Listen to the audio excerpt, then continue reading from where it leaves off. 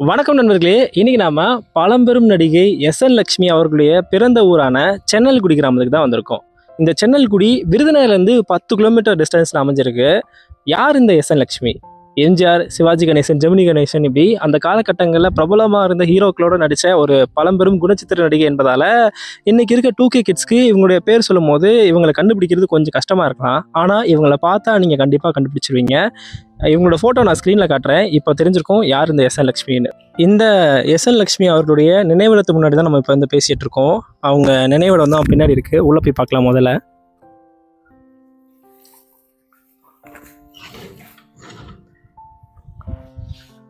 உள்ள வாங்க.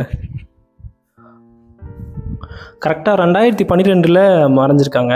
அவங்களுடைய நினைவிடத்தில் தான் வந்து பேசிகிட்டு இருக்கோம். எஸ்.என். லக்ஷ்மி, அதாவது இவங்களோட பேரோட முழு விரிவாக்கம் சென்னல்குடி நாராயண லக்ஷ்மி. தன்னோட பேருக்கு முன்னாடி ஊர் பேரையும் அப்பாவோட பேரையும் சேர்த்து வச்சுருக்காங்க.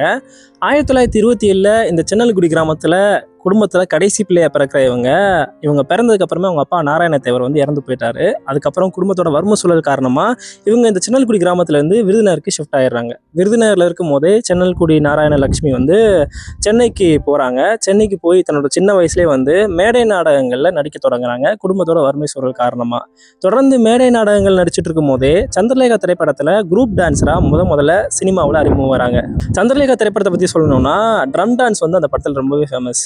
நிறைய கலைஞர்கள் அந்த காலகட்டத்திலே பயன்படுத்தி பெரிய பொருட்செலவில் அந்த ட்ரம் டான்ஸை வந்து எடுத்திருப்பாங்க. அந்த படத்தில் முதலாக ஒரு குரூப் டான்ஸராக சினிமாவில் அறிமுகமாகறாங்க எஸ்.என். லக்ஷ்மி. அதுக்கப்புறம் தொடர்ந்து சினிமாக்களில் குணச்சித்திர நடிகையாக நடிச்சிட்டு இருக்காங்க. அதாவது தன்னோட சின்ன வயசுலேயே வந்து அம்மாவாகவும் பாட்டியாகவும் நடிக்க தொடங்குறாங்க. பெரும்பாலும் இந்த மாதிரி அம்மா பாட்டி குணச்சித்திர கதாபாத்திரங்களில் நடிகைகள் நடிக்கும் போது முதல்ல கதாநாயகியை நடிப்பாங்க. அதுக்கப்புறம் ஒரு கட்டத்தில் ஃபீல்ட் அவுட் ஆகும்போது தான் அவங்க வந்து இந்த மாதிரி அம்மா பாட்டி கேரக்டர்ஸ்க்கே வருவாங்க. ஆனால் எஸ்.என். லக்ஷ்மி பொறுத்த வரைக்கும் அவங்களுடைய சின்ன வயசுலேயே சினிமாவில் அறிமுகமாகும் போதே அவங்க வந்து அம்மா பாட்டி இந்த கேரக்டர் தான் நடிக்க தொடங்குறாங்க. ஆனாலுமே கதாநாயகிகளுக்கு ஈக்குவலாக தன்னுடைய நடிப்பு திறமையால் அவங்க வந்து மக்கள் மனசில் சினிமாவில் தனக்கென ஒரு இடம் பிடிச்சு தனி முத்திரை பதிக்கிறாங்க. கிட்டத்தட்ட 1500க்கும் மேற்பட்ட படங்கள் நடித்து பாட்டி கேரக்டர்னாலே இவங்க தான், அம்மா கேரக்டர்னாலே இவங்க தான் அப்படின்னு சொல்லக்கூடிய அளவுக்கு தனக்கென ஒரு முத்திரையை சினிமாவில் பதிச்சாங்கன்னே சொல்லலாம். அவங்கள பற்றி மேலும் சில விஷயங்களை தெரிஞ்சுக்கிறதுக்காக அவங்களுடைய உறவினர்களை வந்து சந்திக்க வந்திருக்கோம். ஐயா வணக்கம். எங்கள் பேர் என்னங்க? நம்ம வேறு பழனிசாமி. சினிமா நடிக்க போனதுக்கப்புறம் இங்கே சென்னல்குடிக்கு இந்த ஊருக்கு அடிக்கடி வருவாங்களா? நான் அடிக்கிறதுக்கு வருவாங்க. வந்த வருஷத்தில் ஒரு நாள் வந்து ஒரு வருஷமாக திருவிழா நடத்தினார்.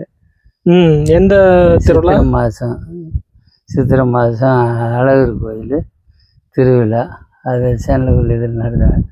அதில் நடத்திக்கிட்டு இருக்கும்போது கொஞ்சம் ஒரு உடல்நிலை சரியில்லாத இருந்ததுனால அப்படியே ரெண்டாவது திரும்ப அதை நடத்தாமல் விட்டுருச்சு. சினிமாவில் இவங்க நடிக்க தொடங்கின காலகட்டத்தில் அன்னைக்கு ஃபேமஸ் ஹீரோஸாக இருந்த சிவாஜி கணேசன், எம்ஜிஆர், ஜெமினி கணேசன் இவங்களோட படங்கள்ல முக்கிய கதாபாத்திரங்கள் நடிக்கிறாங்க. அதுக்கப்புறம் அந்த ஜென்ரேஷன் அப்படியே சேஞ்ச் ஆகும்போது அதுக்கடுத்த ஜென்ரேஷனுக்கு இவங்களை அறிமுகப்படுத்தின படங்கள்லாம் ரஜினியோட எஜமான், கமல்ஹாசனோட நிறைய படங்கள் பண்ணியிருக்காங்க. விருமாண்டி படம், தேவர் மகன், மைக்கேல் மதன காமராஜன், மகாநதி, இந்த மாதிரி கமல்ஹாசனோட நிறைய படங்கள் இவங்க பண்ணாங்க. அத்தனையுமே வந்து பேர் சொல்லக்கூடிய ஒரு கேரக்டர்ஸாக தான் இவங்களுக்கு அமைஞ்சது. விஜயகாந்தோட வானத்தை போல படத்தில் நடிச்சிருந்தாங்க. அந்த வானத்தை போல படத்துலலாம் வந்து படத்தோட தொடக்கத்துலேருந்து கடைசி வரைக்குமே அந்த பாட்டி கேரக்டர்ஸ் வந்து ஒரு முக்கியமான கேரக்டராக இருந்துச்சு.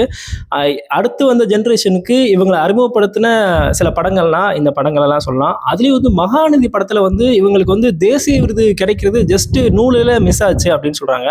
ஸோ அந்த அளவுக்கு குணச்சித்திர கதாபாத்திரங்களில் ஆரம்ப காலகட்டத்திலேயே சரி, இறுதி காலகட்டத்தில் சினிமாவில் கடைசி காலகட்டத்திலேயே சரி ரொம்ப நடித்து ஃபேமஸ் ஆனாங்க. சினிமாவிலேருந்து விலகின காலகட்டத்தில் அதை நடிப்பை வந்து கைவிடலை. தொடர்ந்து தமிழ் சீரியல்கள் பக்கம் கவனம் செலுத்துகிறாங்க. சில தமிழ் சீரியல்களையும் பேர் சொல்லக்கூடிய கேரக்டர்ஸில் கடைசி காலகட்டத்தில் நடிச்சிட்டு இருந்தாங்க. இன்றைக்கும் இந்த சென்னல்குடி கிராமத்தில் இவங்களுடைய பூர்வீக வீடு இருக்குது. அது போக வந்து இவங்க சினிமாவில் நடிக்க தொடங்கினதுக்கப்புறம் இவங்க குடும்பத்தோட வறுமை சூழல் வந்து இவங்களோட உழைப்பால் மாறுது. அதாவது சினிமாவில் நடிக்க தொடங்கி தன்னோட உடன் பிறந்தவங்களையும் செட்டில் பண்ணுறாங்க. தன்னோட குடும்பத்தோட அந்த எக்கனாமிக்கல் ஸ்டேட்டஸை இவங்க வந்து மாற்றுறாங்க. அதுக்கப்புறம் வந்து சொந்த ஊர்லேயே வந்து சில சொத்துக்களை வாங்கி போடுறாங்க. கடைசி காலகட்டத்தில் இங்கே வந்து போனால் இருக்கணும் அப்படின்றதுக்காக சென்னல்குடி பக்கத்தில் பொட்டல்பட்டி அப்படிங்கிற கிராமத்தில் ஒரு 100 ஏக்கர் நிலத்தை வந்து வாங்கி போடுறாங்க. வாங்கி போட்டு தன்னோட இறுதி காலத்தில் இங்கே தான் தன்னை புதைச்சி அவங்க இந்த இடத்துல ஒரு நந்தவனம் அமைக்கணும்னு ஆசைப்படுறாங்க. அதே மாதிரி 2012 அவங்க இறந்ததுக்கப்புறம் அவங்க உறவினர்கள்லாம் சேர்ந்து அவங்க வாங்கி போட்ட நிலத்திலேயே வந்து அவங்க வந்து அடக்க செய்கிறாங்க. அந்த இடம் தான் இது வந்து சென்னல்குடி பக்கத்தில் பொட்டல்பட்டி ஆசைப்பட்டின்ற கிராமத்தில் அமைஞ்சிருக்கு. ஒரு பெண்மணியா சினிமாவில் நடிச்சு கஷ்டப்படுற தன்னோட குடும்பத்தை முன்னேற்றி தன்னோட சகோதரர்களையும் செட்டில் பண்ணி அவங்களுக்கும் சொத்துக்களை பிரித்து கொடுத்துருக்காங்க. ஏன்னா இவங்களுக்கு திருமணம் ஆகலை. ஸோ தன்னோட சொத்துக்கள் எல்லாமே வளர்ப்பு பிள்ளைகளுக்கும் அவங்களுடைய வாரிசுகளுக்கும் பிரித்து கொடுத்துருக்காங்க. கடைசியாக இன்னைக்கு அதனாலேயே அவங்க குடும்பத்தார் இந்த அவங்க ஆசைப்படி அவங்களுடைய சொந்த நிலத்தில் இவங்களை பதிச்சு இந்த மாதிரி ஒரு சின்ன நினைவிடம் கட்டியிருக்காங்க. அவங்களால தான் இவங்க முன்னேறினதுனால அவங்களுக்கு ஒரு நன்றி செலுத்தும் விதமாக ஒவ்வொரு வருஷமும் மகா சிவராத்திரி அப்போ இந்த இடத்துக்கு அவங்க உறவினர்கள், பங்காளிகள், அப்புறம் இந்த அம்மாவுடைய வளர்ப்பு பிள்ளைகள்லாம் பொங்கல் வச்சு அவங்களுக்கு பூஜை பண்ணி சுற்றத்தார்களுக்கு ஊர்க்காரங்களுக்குலாம் சாப்பாடு போட்டு சில பேர்களுக்கு ட்ரெஸ் எடுத்து கொடுத்து அவங்கள வருஷம் கும்பிட்டுட்டு இருக்காங்க. இது ஒரு வழக்கமாகவே கிட்டத்தட்ட அந்த அம்மா 2012 இருந்திருக்காங்க. இப்போ 2026 கிட்டத்தட்ட ஒரு 14 வருஷமா இந்த பழக்கத்தை கடைபிடிச்சிட்டு இருக்காங்க. இது மகா சிவராத்திரி செஞ்சோம்னா கொஞ்சம் ஒரு நம்மளுக்கு கொஞ்சம் விசேஷமாக இருக்குமாங்கிறதுக்காக அதில் பார்த்திங்களா இல்லையா, நினைவு நாள் எப்போ பிறந்தது இறந்தது எல்லாத்தையும் போட்டிருக்கும்ல. இல்லை, மகா சிவராத்திரிக்கு பெரும்பாலும் குலதெய்வ கோயிலில் போய் கும்பிடுவாங்க. ஆமாம், இவ பெற்ற தாய் தான் குலதெய்வம் அப்படிங்கிறது. சிவராத்திரிக்கு வரும்போது எல்லாரும் அந்த குலசாமி சிவராத்திரி கும்பிடுவாங்க.